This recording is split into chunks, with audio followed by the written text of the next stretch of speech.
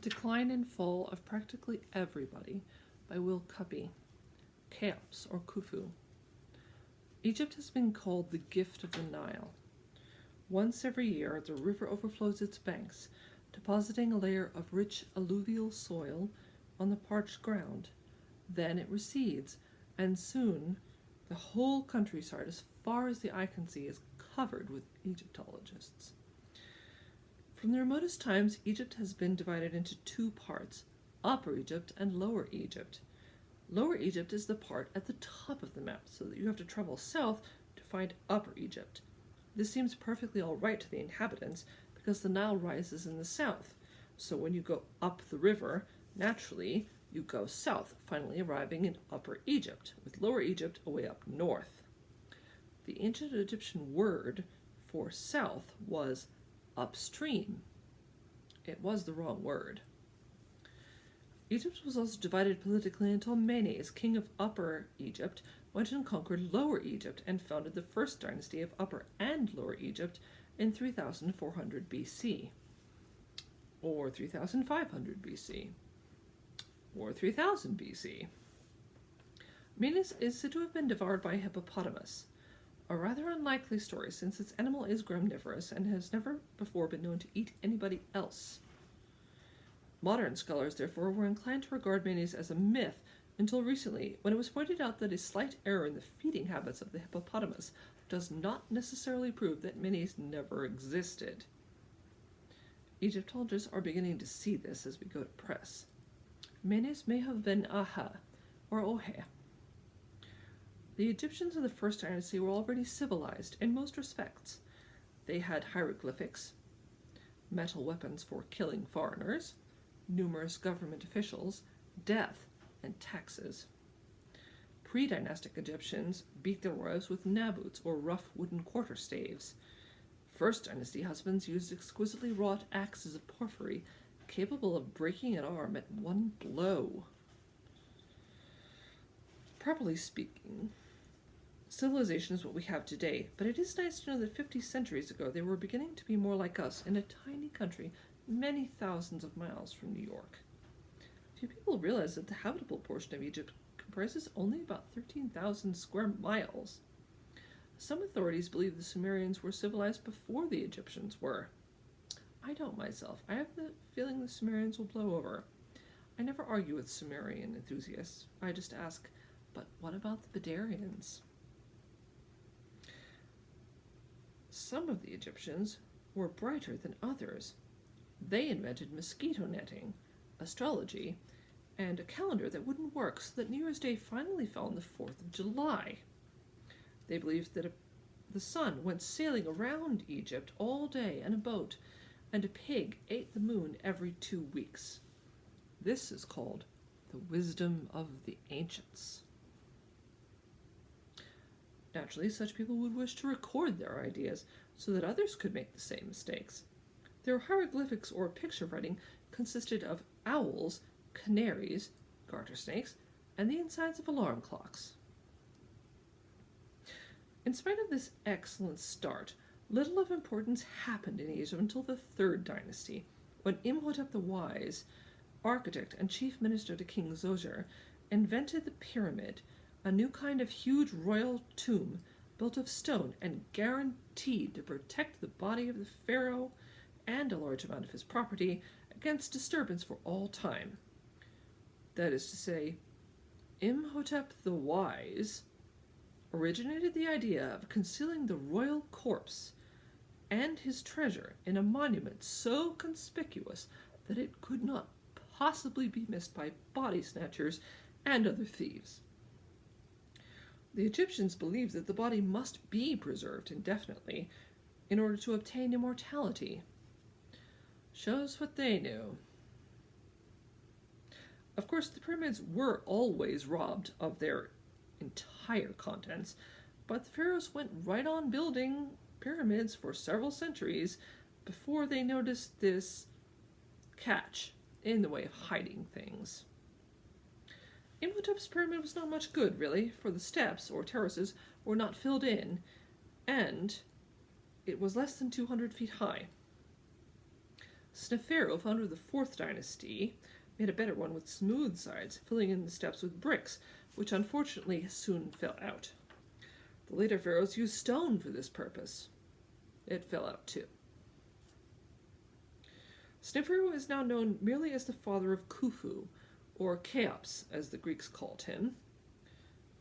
How the Greeks made Cheops out of Khufu is at present unknown. Builder of the Great Pyramid of Giza, once 481 feet high and still rising 450 feet high with the top gone. Although the structure failed as a tomb, it is one of the wonders of the world, even today, because it is the largest thing ever built for the wrong reason. The Empire State Building is 448 feet high. Cheops built the Great Pyramid of Giza about 3050 BC. Then he felt better. The Great Pyramid covers an area of 13 acres and contains 2,300,000 blocks of limestone, averaging 2.5 tons, the whole weighing 5,750,000 tons, with a total cubic contents of 3,057,000 cubic yards, not counting the hollow spaces such as the king's burial chamber, a couple of air shafts, and a passageway on the north side for robbers to enter. No radio programs were broadcast from the king's burial chamber until February 7th, 1938.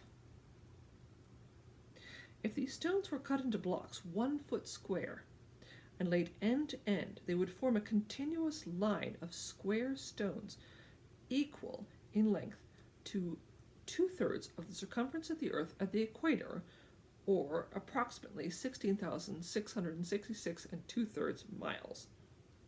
Yet you often hear that Khufu, or Cheops, was not truly a great man, worthy of our profoundest admiration and respect. There is just no pleasing some people. Khufu built the Great Pyramid so that he could leave his mummy in it when he died and go on to the field of bulrushes. The main ambition of every Egyptian was to be a mummy, but only the rich could afford it. Later on, people of moderate means could be mummies. He may have also wanted a little publicity here below. Khufu seems to have known quite a lot about his fellow men. He knew that if he built the largest pyramid ever seen, the world would beat a path to it, climb up and down it, and write articles about it for thousands and thousands of years. The Great Pyramid is very wonderful if you care for pyramids. Of course, Cheops, or Khufu, did not carry the stones himself. He was a genius, so he made other people do the work. He discovered the fact that if you tell somebody to do something, 9 times out of 10 he will do it. He was not aware that his mummy would be taken out of its coffin and thrown away. That might have worried him. It is very old-fashioned to call Khufu a cruel tyrant for making 100,000 fellahin, or peasants, work 20 years on his tomb. Scholars say he worked them only during 3 months of the flood season, and then when they were not engaged in agriculture and were likely to find themselves at a loose end and get into mischief. The Egyptian lower classes were very immoral, always drinking or something. Thus Khufu was really doing them a favor by keeping their minds occupied, and the whole affair was really more or less one big picnic. At the same time, the exercise developed their characters and taught them the dignity of work. The majority of the pyramid workers were not slaves, as we used to be told. They were free men, with rights and privileges specified in the Constitution. Khufu let the fellahin live in nice, unventilated mud huts near the pyramid, fed them on radishes, onions, and garlic, and provided them with plenty of castor oil for rubbing themselves. This was their idea of taking a bath. The upper classes used olive oil. All the Egyptians were somewhat oily. Sir Flinders Petrie tells us that the old stories of suffering among the fellahin are nonsense. Sir Flinders just loved carrying armfuls of 2.5-ton stones around in the hot sun and thought everybody else did too. Here and there, possibly, Some of the Fellahin would hint that Khufu had done enough for them, and they wished he would hurry up and be a mummy and go to the field of bulrushes. They called the pyramid Ekut Khufu, or Khufu's folly. In modern times, much thought has been devoted to the method used in constructing the Great Pyramid. Egyptologists marvel that such a task could have been accomplished before they were born, and our engineers say that they would not have undertaken it with some old copper tools and a complete lack of stainless steel machinery. It hardly seems possible that the ancient Egyptians were as smart as these experts. Still, they went right ahead and did it, and you can draw your own conclusions. The fact is that building a pyramid is fairly easy, aside from the lifting. You just pile up stones in receding layers, placing one layer carefully upon another, and pretty soon you have a pyramid. You can't help it. You can get a solid stone facsimile of the Great Pyramid made to order for $156 million. It is cheaper to do it yourself, and then you know it's done right. And once it is up, it stays there. Why wouldn't it? In other words, it is not in the nature of a pyramid to fall down, and that explains why the Great Pyramid is still standing after all these years. It probably could not fall down if it tried. Khufu also built 3 small pyramids at the eastern side of the Great Pyramid. They were for 3 of his wives. Which brings us to another aspect of this pharaoh, for you may be sure he had one. Egyptologists say they have no idea what Khufu was doing when he was not building pyramids, since he left no inscriptions describing his daily activities, and they would give a good deal to know. Then they say that he had 6 wives and a harem full of concubines. They don't seem to make the connection here, but you get it, and I get it. We don't need any hieroglyphics to tell us that Khufu dropped around occasionally to see how things were getting along and tell the ladies how many cubic yards of limestone he'd laid that afternoon. Personally, I would call the royal harem one of Khufu's main interests in life, and one of his chief claims to our attention. Although we lack statistics, it must have been one of the largest in the ancient world, completely equipped with the very best concubines obtainable in Africa, all skilled in dancing, singing, and playing on the bazinga, or 7-stringed harp. Khufu was no man for half measures, as we have seen, and he would hardly have been content with a mere 70 inmates, the number possessed by King Jair of the First Dynasty. He would have several hundred, if only to break the record, and they ask how he spent his time? If you don't think managing such an establishment is a real job, at least the equivalent of building a few pyramids, and you've never tried it. Khufu evidently brought to the task a high order of executive ability and a happy faculty of keeping everlastingly at it during a reign of 23 years. Khufu's 6 wives were probably not much fun. In accordance with custom, he had to marry some of his sisters and half-sisters, and not to mention one of his stepmothers, and perhaps a few other female connections with exactly the same line of family jokes and family reminiscences. When he'd stood enough, he could always go out to Giza and rush construction work on their tombs. Queen Meritites, or Merititiones, stepmother-wife, survived Khufu and was passed on to his son Khafra. Odd, I must say. The name of his chief wife and sister, the mother of Khafra, is lost.